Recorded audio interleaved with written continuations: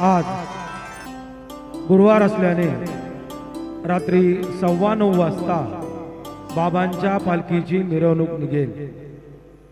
आज गुरुवार होने के कारण रात 9:15 बजे बाबा के पालखी की शोभा यात्रा निकलेगी। आता शिर्डी माझे पंढरपूर ही आरती होईल। आरती नंतर दर्शनास प्रारंभ होईल। अब शिर्डी माझे पंढरपुर यह आरती होगी।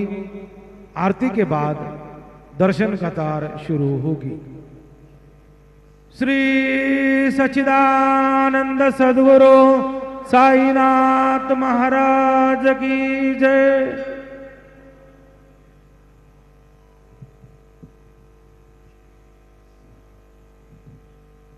हरि ओम बृहस्पते अतियदर्जो अरेहाद्युमद्विभातिक्रतुमज्जने खु जद्येदयच्छवसरेत प्रजात तस्मा शूद्रविनन्धेहि चित्रम् ज्या ज्या ठिकाणी मन जाय माझे त्या त्या ठिकाणी निजरूप तुझे मीठे वितो मस्तक ज्या ठिकाणी तेथे तुझे सद्गुरु पाय दोनी।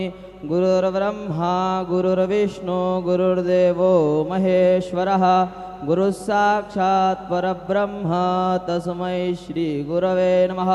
सद्गुरु साईनाथ देवताभ्यो नमः।